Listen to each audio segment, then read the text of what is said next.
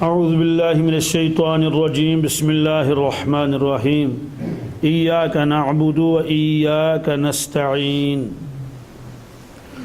اس کا ترجمہ تو بہت آسان ہے، تو آ ہی گیا کہ ہم صرف اور صرف آپ کی عبادت و بندگی کرتے ہیں اے اللہ، اور صرف آپ ہی سے مدد مانگتے ہیں۔ اس آیت میں دو چیزیں ہیں۔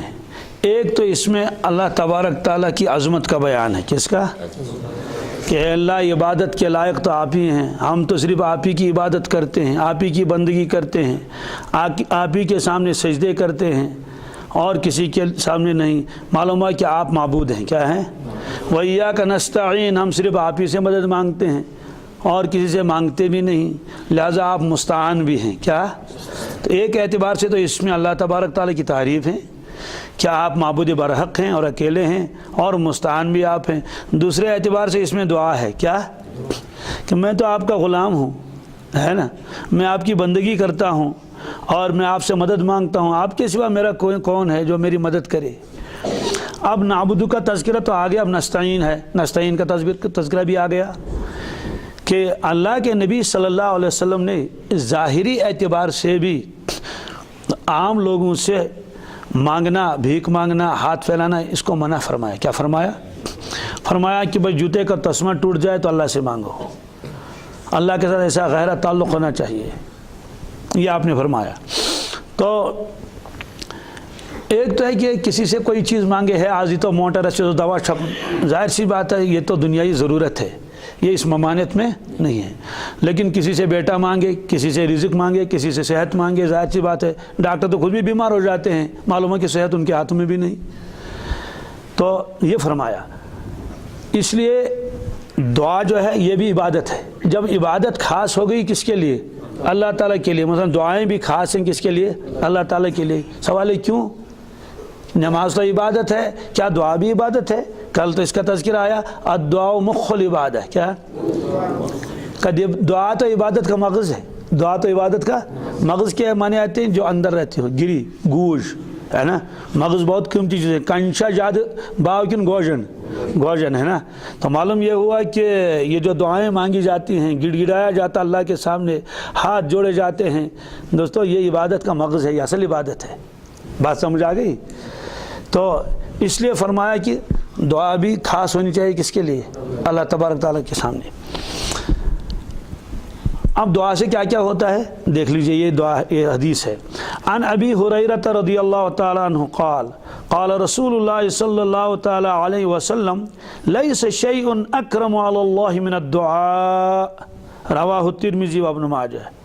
حضرت ابو ہریرہ رضی اللہ تعالیٰ عنہ فرماتے ہیں کہ حضرت رسول اللہ صلی اللہ علیہ وسلم نے فرمایا، اللہ تبارک تعالیٰ کے یہاں کوئی چیز اور کوئی عمل دعا سے زیادہ محبوب نہیں، دعا سے زیادہ محبوب، یعنی دعا مانگنا، گڑ گڑانا، یہ اللہ کو اتنا محبوب ہے کچھ نہ پوچھیے۔ اور اس امت میں سب سے زیادہ دعائیں جو مانگی ہیں وہ اللہ کے نبی سے مانگی ہیں۔ جتنا انہوں نے گڑ گڑایا ہے ایسا تو نہ کوئی گڑ گڑا سکتا ہے، نہ کوئی ولی اور نہ کوئی صحابی، نہ کوئی نہیں۔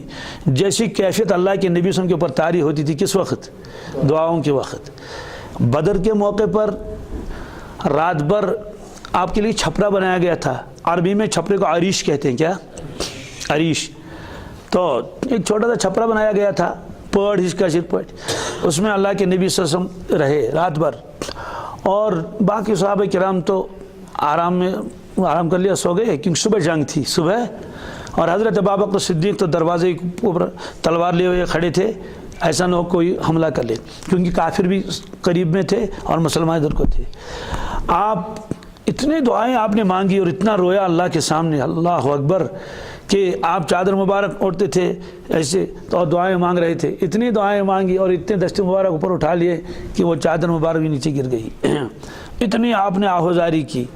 تو اور اللہ تعالیٰ سے کہنے، اللہ آپ نے تو وعدہ کیا ہے مجھ سے کہ میں مدد کر لوں گا، لیکن یہ تو نہیں فرمایا کب کریں گے آپ، لیکن مجھے آج مدد کی ضرورت ہے۔ اگر آج آپ نے مدد نہیں کی تو اے اللہ یہ تو جتنے بھی میرے چند ساتھی ہیں یہ تو کل شہید ہو جائیں گے۔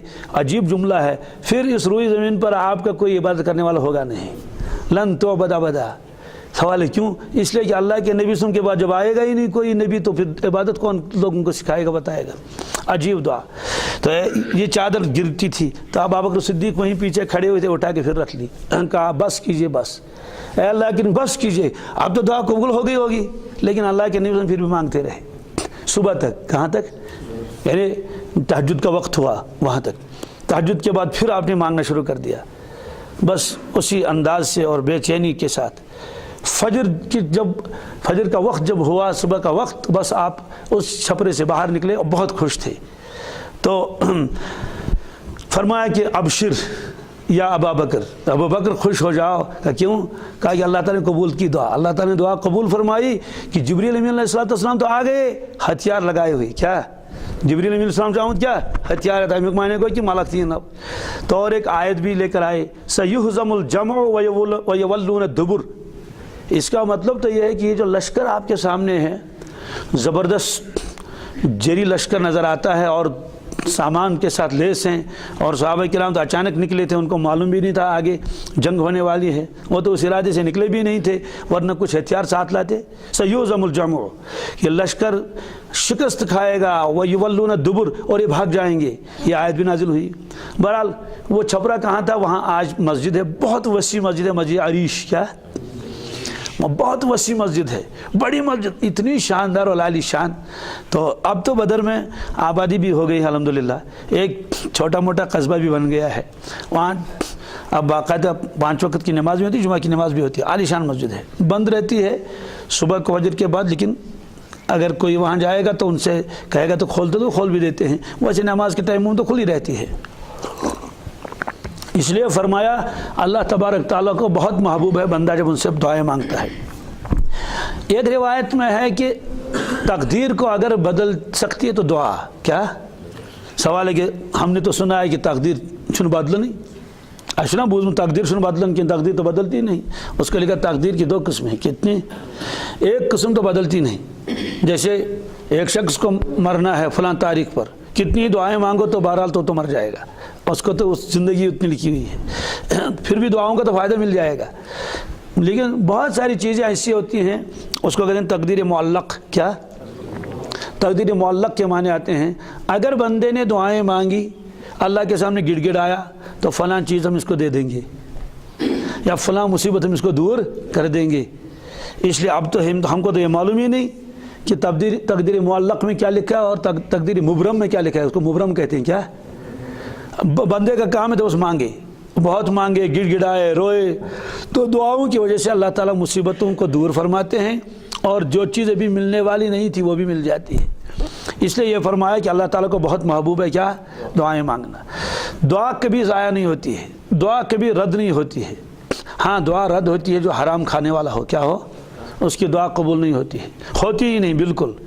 وہ خود فرمایا اللہ کے نبی صلی اللہ علیہ وسلم نے فرمایا کہ ایک آدمی سفر میں ہے، سفر میں دعائیں بہت جلد قبول ہو جاتی ہیں۔ آدمی تھکا ہوا ہے، پریشان ہے، بھوکا پیاسا ہے، چل رہا ہے، گرد و غبار بھی چڑھا ہوا ہے، سفر میں جا رہا ہے، خاص طور سے جب پیدل سفر ہو، گھوڑوں کا اونٹوں کا سفر ہو، فرمایا کہ اب وہ دعائیں مانگ رہا ہے راستے میں، آسمان کی طرف نظر اٹھا کے، ہاتھ اٹھا کے اللہ سے دعا مانگتا ہے۔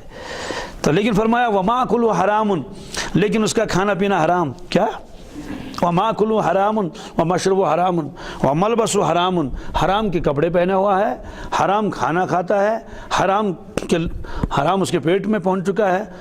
آپ نے فرمایا فانا یستجاب، اس کی دعا کیسے قبول ہو سکتی ہے؟ اس کی دعا کیسے؟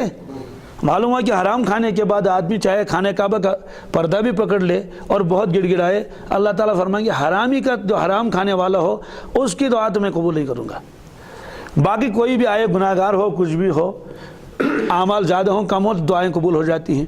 اب سوال ہے کہ ہم نے بھی تو دعا مانگی تھی، کوئی آدمی کہہ سکتا ہے میں نے اللہ تعالیٰ سے فلاں چیز مانگی تھی تو دعا قبول نہیں ہوئی، اس کی وجہ کیا لکھی ہے؟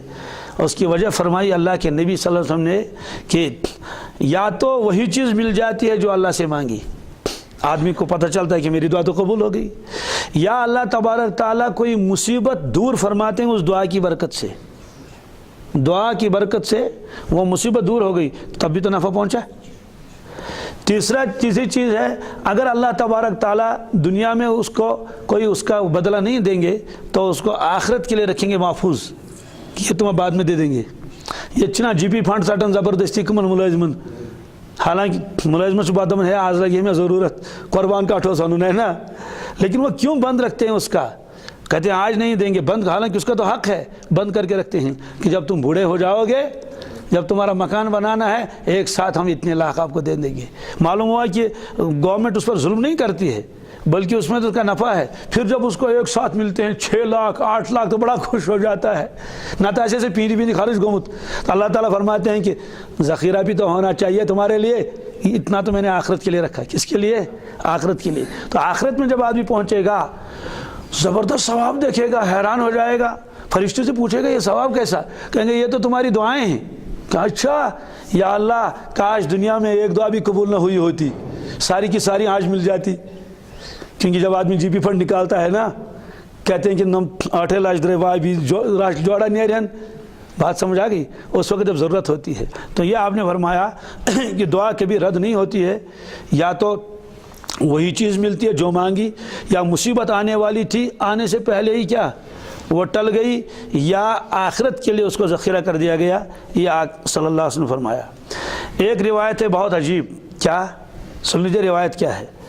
وعن ابن عمر رضی اللہ عنہما، حضرت عبداللہ ابن عمر فرماتے ہیں قال قال رسول اللہ صلی اللہ علیہ وسلم من فتح له منکم باب الدعاء فتحت له ابواب الجنة ابواب الرحمة وما سئل الله شيئا يعني احب الیہ من ان يسأل العافیہ۔ حضرت عبداللہ ابن عمر رضی اللہ تعالیٰ عنہ فرماتے ہیں کہ رسول اللہ صلی اللہ علیہ وسلم نے فرمایا تم میں سے جس کے لیے دعا کا دروازہ کھل گیا اس کے لیے تو رحمت کے دروازے کھل گئے، تم میں سے جس کے لیے دعا کا دروازہ کھل گیا بس اس کے لیے تو رحمت کے دروازے کھل گئے۔ فرمایا کہ اللہ تبارک تعالیٰ کو سوالوں اور دعاؤں میں سب سے زیادہ محبوب یہ ہے کہ بندہ اس سے عافیت کی دعا کرے، کیا کرے، بات سمجھا گئی، اس سے عافیت مانگے اپنے لیے عیال کے لیے، اللہم انی اسألک العفو والعافیہ۔ یہ کیا فرمایا، جس کے لیے دروازہ کھول دیا گیا دعاؤں کا تو رحمت کے دروازے کھل گئے۔ جس بندے کو دعا مانگنے کی توفیق ہو جاتی ہے گویا اللہ تعالیٰ فرماتے ہیں رحمت کے دروازے تو میں نے کھول دیے، رحمت کے دروازے میں نے۔ اس لیے جب بھی آدمی بیٹھے پورے یقین کے ساتھ، تنہائی ہو کہیں ہو، پورے یقین کے ساتھ مانگے تو بس سمجھ لینا چاہے میرے لیے تو اللہ تعالیٰ نے رحمت کے دروازے کھول دیے ہیں۔ ایک تو ہے دعا مانگنا، ایک ہے دعا پڑھنا، دونوں میں فرق ہے۔ ایک ہے دعا مانگنا، ایک ہے دعا پڑھنا کسے کہتے ہیں، ربنا آتنا فی الدنیا حسنۃ وفی الآخرۃ حسنۃ وقنا عذاب النار، دشنتی دیوان نظر کھوڑتی دیوان نظر، دعا مانگنے بھی بات ہوں کسی، ربنا تقبل منا انک انت السمیع العلیم وتب علینا انک انت التواب الرحیم، اس کو کہتے ہیں دعا پڑھنا۔ کیا یہ دعا کے الفاظ پڑھ رہا ہے لیکن اس کا دل اور کہیں ہے، اس کا ذہن اور کہیں ہے، کوئی عظمت نہیں ہے میں کس کے سامنے پڑھ رہا ہوں، اس کو کہتے ہیں دعا پڑھنا۔ دعا پڑھن، دعا مانگنا کسے کہتے ہیں، اللہ اکبر، اتنا لکٹ شر گژھن اگادِ ماج ہے نا، پہر پت پہر دی میں ڈون ودن تہ لاگن تھپی نہ تراون، تم تلان موقع کام دکھنا کرنا یہ تھپی تجنس چپاس اکھ تہ لگائنس ام پتہ کڑن چند من ڈون تو رٹ بجنی ژٕ تہِ لگن تھپ کہین ہے نا۔ اللہ سے ایسے مانگنا کہ بار بار مانگے، آنسو بہائے، اور فرمایا دیکھو اگر آنسو نہ نکلیں کم از کم رونے کی صورت تو بناؤ۔ کیا فرمایا کہ ایھا الناس، اے لوگو ابکو رو، فَإِلَّمْ تَسْتَطِعُوا فَتَبَاكُوا، اگر تمہیں رونا نہ آئے تو رونے کی شکل بناؤ۔ کیا کر لو، یعنی رونے کی شکل اس طرح سے بنا لو گویا کہ آدمی رو رہا ہے حالانکہ آنکھوں سے آنسو آنا کوئی ضروری نہیں ہے، تو رونے کی شکل تو بنا لو کم از کم، یہ فرمایا۔ اس سے کیا ہوگا، تمہاری دعا قبول ہو جائے گی، تمہاری دعا۔ تو اسی لیے فرمایا کہ جب آدمی کوئی عبادت کر لے اس کے بعد ضرور دعا مانگنی چاہیے، طواف کر لیا ضرور دعا مانگنی چاہیے، قرآن پاک ختم ہو گیا ضرور دعا مانگنی چاہیے، اپنے وظائف اور اوراد کو ختم کر لیا ضرور دعا مانگنی چاہیے، اور سلام پھیر لیا فرائض کے بعد مختصر ہی صحیح ضرور اللہ سے دعا مانگنی چاہیے، کیونکہ عبادت جب آدمی کر لیتا ہے، دعا خود بھی عبادت ہے، تو ان عبادتوں کے بعد جو اللہ تعالیٰ سے مانگے گا وہ دعا قبول ہو جاتی ہے۔ اسی لیے قرآن پاک میں پہلے فرمایا ایاک نعبد ایاک و ایاک نستعین، پہلے تو عبادت کا تذکرہ آیا، پھر فوراً آیا کس کا، نستعین کا تذکرہ، ہم آپ سے مدد مانگتے ہیں۔ اب قرآن پاک میں ایاک نعبد و ایاک نستعین، یا اللہ ہم آپ کی عبادت کرتے ہیں اور کسی کی نہیں، اور آپ سے ہم مدد مانگتے ہیں، اور کسی سے نہیں. یہ تو نہیں فرمایا کس چیز میں مدد چاہیے، یہ تو نہیں فرمایا. اس کو کہتے ہیں نستعین کا مفعول ثانی محذوف ہے. ایک مفعول تو آ گیا ایاک مانے صرف تجھی سے مدد چاہتے اور کسی سے نہیں. اور ظاہر سی بات ہے جس سے مدد چاہے تو اس کے اندر تو وہی صفات ہونی چاہیے پھر جو اللہ تعالیٰ کے یہاں ہیں، معبود بھی ہو، قادر بھی ہو اور جاننے والا بھی ہو، سب چیزیں ہوں. تو سوال ہے کس کس میں مدد کی ضرورت ہے، اس کو معذوف کیا تاکہ ہر چیز اس میں آئے. یعنی اللہ میں آپ سے ہر چیز مانگتا ہوں، صحت بھی، عزت بھی، رزق بھی، ہاں اولاد کی کامیابی بھی، گھر بھی، مکان بھی، سب چیزیں. اور ریٹ سے منگن کت ژوٗنٛٹٮ۪ن برکت تہِ اکھ اکھ چیز سٕژن تانۍ پیوٗنٛت تانۍ. اس لیے ان تمام چیزوں کو محذوف کر دیا تاکہ نستعین کا مفعول ثانی کوئی خاص چیز نہ بنے بلکہ وہ عام رہے. کیا رہے؟ اس لیے جب بھی پڑھے گا ایاک نعبد و ایاک نستعین وہ چیز عام رہے. اس کا ایک مطلب تو یہ بھی ہوا جب بھی آدمی دعائیں مانگے صرف اپنے لیے نہ مانگے، دوسروں کے لیے بھی مانگے. کیونکہ اس میں آیا نعبد، ہم تیری عبادت کرتے ہیں. حالانکہ کبھی کبھی تو آدمی اکیلے نماز پڑھتا ہے تو ساری چیزیں کیا ساری چیزیں مدد مانگن. معلوم ہوا کہ دوسروں کے لیے بھی دعا کرنی چاہیے، خاص طور سے امام. اسی لیے لکھا ہے جو امام صرف اپنے لیے دعا کر لے گا کیا کر لے گا؟ یا اللہ میں کر یاری ہم تس کرن مقتدی آمین، یا اللہ میں کر دستگیری ہم تس کرن مقتدی آمین. اولا تو مقتدی آمین کریں گے نہیں تو منگن پانسی ہوت. اور حدیث پاک میں ہے جو امام صرف اپنے لیے دعا مانگے ہے نا اور اس نے مقتدیوں کا حق گویا مار لیا.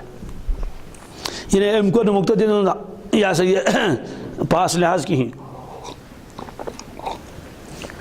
ضمن ایک آدھ دعا اپنے لیے کر لے تو کوئی خاص بات نہیں ہے. ایک دو دعائیں تو ہو ہی جائیں گی. یا امامس آ پتہ عربی پہ جمعک سیک کن واحدک سیک تب تو وہ معذور ہے. سہ دپ نا مجھے پتہ جمع کیا گو تو واحد کیا گو، میں دعا کورمت یاد تو پڑھوں. تو ظاہر سی بات ہے اس کو معلوم ہی نہیں. لیکن جب دعا کر لے گا تو اس میں کیا کر لے گا؟ سبوں کو شامل رکھے، اپنے بھائیوں کو، پوری امت کو. اسے نستعین کے اندر یہ بھی ہے کہ جب مانگو گے اللہ تعالیٰ سے، ہم تو سارے ہی مانگتے ہیں آپ سے. اس لیے نستعین کا مفعول ثانی محفوظ ہے، محذوف ہے. ایک بات. دوسری بات ایاک نعبد و ایاک نستعین، اے رب ہم تمہاری عبادت و بندگی کرتے ہیں. و ایاک نستعین ہم تو مدد مانگتے ہیں آپ سے. کس چیز میں؟ اسی عبادت میں. کہ آپ کی توقع کے بغیر تو ایک سجدہ بھی مشکل ہو جائے گا.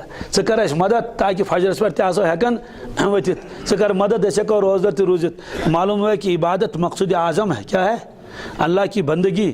وما خلقت الجن والانس الا لیعبدون. اللہ تعالیٰ فرماتے ہیں لوگوں میں نے انسان اور جنات کو صرف اپنی بندگی کے لیے قبول کیا ہے. اس لیے اللہ سے مانگو یا اللہ بندگی آسان کر دے، اللہ بندگی کی توفیق دے دے. تو معلوم یہ ہوا کہ ہم بندگی کے لیے آپ سے مانگتے ہیں. یہ بھی اس میں آیا، اس کے علاوہ اور بھی چیزیں. اب اللہ تعالیٰ نے فرمایا میرے بندے مانگ کیا مانگتے ہو؟ کیا مانگ کیا مانگتے ہو؟ کیونکہ حدیث پاک اس سے پہلے آ گئی. اللہ تبارک تعالیٰ نے فرمایا سورہ فاتحہ کو میں نے اپنے اور بندوں کے درمیان میں آدھا آدھا کیا ہے، تقسیم. سورہ فاتحہ میں تقسیم کروں پانچ درمیان تھے بندن درمیان.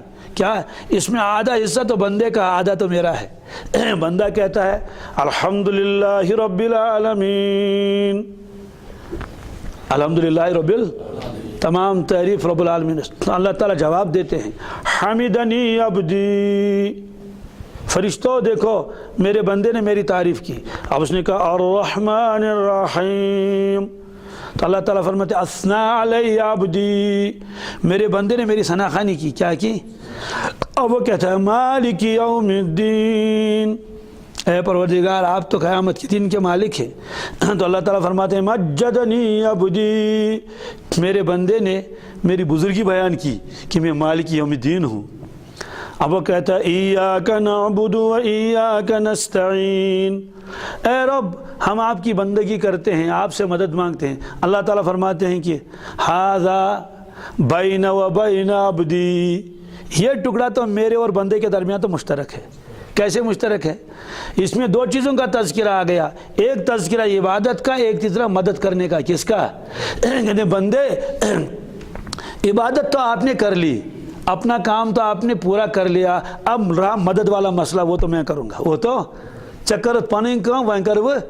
اس لیے فرمایا کہ آدھا بندے نے اپنا کام تو کر لیا ایاک نعبد سے، اب میرا کام رہ گیا آپ کی مدد کر لینا. اب اس کے بعد اور دعا مانگ رہا ہے اہدنا الصراط المستقیم وغیرہ آخر تک، تو فرماتے ہیں وَلِعَبْدِي مَا سَأَلَ، میرے بندے کے لیے جو مانگے وہ دے دوں گا، جو مانگے وہ اس کو ملے گا۔ وَلِعَبْدِي، میرے بندے کے لیے، جب یہ بندگی کرتا تو میرا بندہ ہوا نا، وَلِعَبْدِي، اس میرے بندے کے لیے، میرے غلام کے لیے، مَا سَأَلَ، جو مانگے دے دوں گا، جو مانگے یہ مانگی تھی دمس یہ مول خوش گژھان شُرِس دپان تا گوبرو یہ کیا گو لۄکُٹ مسلہٕ ژےٚ گژھی کیا ژٕ وَن یہِ یوت تہٕ بہٕ دِمے ژےٚ سورُے ہیں۔ خدا بندے سے خود پوچھے بتا تیری رضا کیا ہے نا، خود ہی کو کر بلند اتنا کہ ہر تقدیر سے پہلے، یعنی یوتا تعلق کر تو پروردگار سے جوڑ سے ہے نا، تو پھر اللہ تعالیٰ خود فرمائیں گے کہ میرے بندے آپ مانگتے مانگو تو تمہاری کیا کیا مرضی ہے، میں تمہاری مرضی پوری کر لوں گا۔ تو بندے نے کہا، اب اس کو میں ذرا آسان لفظوں میں بتاتا ہوں۔ مثلا بندے نے کہا یا اللہ مجھے گاڑی دے دیجیے، اللہ تعالیٰ نے فرمایا کہ میرے بندے گاڑی تو بہت معمولی چیز ہے، وہ تو میں غیر مسلم کو بھی دے دیتا ہوں۔ میرے مولا مجھے مکان دے دیجیے، کہا میرے بندے مکان کیا چیز ہے، تو ایک چھوٹی سی چیز ہے نا، وہ تو میں آپ کو ویسے ہی دے دوں گا۔ اور سوچس بھی دیوان پڑھنے نافرمان تھے، یہود نصاران تھے، کوئی اونچی چیز مانگو۔ اس نے کہا یا اللہ مجھے صحت دے دیجیے، صحت بھی بہت بڑی چیز ہے۔ اللہ نے فرمایا صحت بالکل ہے، صحت بھی دے دوں گا، لیکن کوئی اور چیز مانگ لو جو بہت بڑی ہو۔ تو جب بندے کے سمجھ میں نہیں آیا اور کیا مانگو، میں نے تو گاڑی مانگی تھی، رب نے فرمایا گاڑی میں دوسروں کو بھی دیتا ہوں، میں نے مکان مانگا تھا، اللہ نے فرمایا مکان تو میں غیروں کو بھی دے دیتا ہوں۔ تو یہ ساری چیزیں، تو اے اللہ پھر میں کیا مانگوں، میرے پاس تو اب کیا مانگو۔ اللہ نے فرمایا ٹھیک ہے، دیکھو بندے میں سکھا دوں گا آپ کو کیا چاہیے۔ دیکھو جب مانگو گے نا نماز میں تو مجھ سے ہدایت مانگنا، کیا مانگنا؟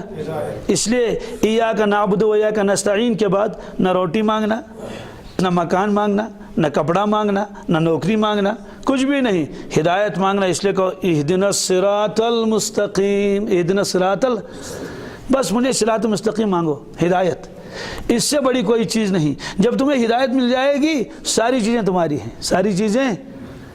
جس کو بادشاہ سے تعلق ہوا تو سارا ملک اسی کا ہے، سارا ملک کا، بس مجھے ہدایت مانگا کرو۔ یہ چھوٹی چھوٹی چیزیں تو ہیں ہی، اس لیے نماز کے اندر تو بس ہدایت مانگے، نماز کے بعد جو مانگنے ہیں چھوٹی چھوٹی چیزیں مانگے۔ اسی لیے ایک مسئلہ یاد رکھ لو، سلام پھیرنے کے بعد آدمی مانگ سکتا اللہ تعالیٰ سے، پروردگارہ پگہ دوا چھکن، موٹر گوس نہ خراب گژھن کینٛہہ، پروردگارہ مےٚ چھُنہٕ موٹر گھرِ کینٛہہ، وۄنۍ گژھٕ بہٕ پگہ ہُمن یِم گژھِ مےٚ موٹر دِنۍ، پروردگارہ پگہ چھِ پھلٲنۍ چیٖزن ضروٗرت گٲڑۍ، پروردگارہ گٲڑۍ سوٗزِ پگہ، مال چھُ بھرُن۔ یہ ساری چیزیں آدمی مانگ سکتا ہے، لیکن نماز کے اندر یہ چیزیں مانگنے کی ممانعت ہے۔ کیا؟ نماز میں منگنس مار طور، پروردگارہ مار طور، زان ٹول، تو یہ تو نماز میں کیوں؟ اس لیے کہ نماز تو اللہ سے ملاقات ہے، اس وقت یہ چھوٹی چھوٹی چیزیں مت مانگو، یہ تو بعد میں مانگنی ہے، نماز کے بعد۔ کیا؟ اس لیے عربی میں مانگے گا یہ چھوٹی چھوٹی چیزیں، نماز فاسد ہو جائے گی۔ جی پھر کیا مانگنا ہے نماز میں؟ ہدایت، توفیق، صحت، یہ تو مانگ سکتے ہیں، لیکن اللہ تبارک تعالیٰ سے آپ یہ چھوٹی چھوٹی چیزیں مانگیں گے، کیول، کاغذ، گھاس، تتر مزور، یہ نہیں۔ سلام پھیرنے کے بعد مانگ لو، ایک بات۔ دوسری بات، نماز کے اندر جب بھی مانگو جو چیزیں مانگنی ہے، لیکن عربی میں مانگو۔ کس میں؟ سمجھا گیا؟ حالانکہ تم اس طرح کوشش تھی فکری، لیکن یہ اس وقت سرکاری زبان ہے، بس اس وقت کشمیری زبان، اردو زبان، یہ کوئی زبان نہیں چلے گی، بس عربی میں دعائیں ہوں گی۔ عطیات کے بعد کیا مانگے؟ ربنا آتنا فی الدنیا ربنا لا تزغ قلوبنا۔ اس لیے لکھا ہے کتابوں میں وہ دعائیں پڑھنی چاہیے جو قرآن پاک میں، حدیثوں میں ہیں۔ کیا؟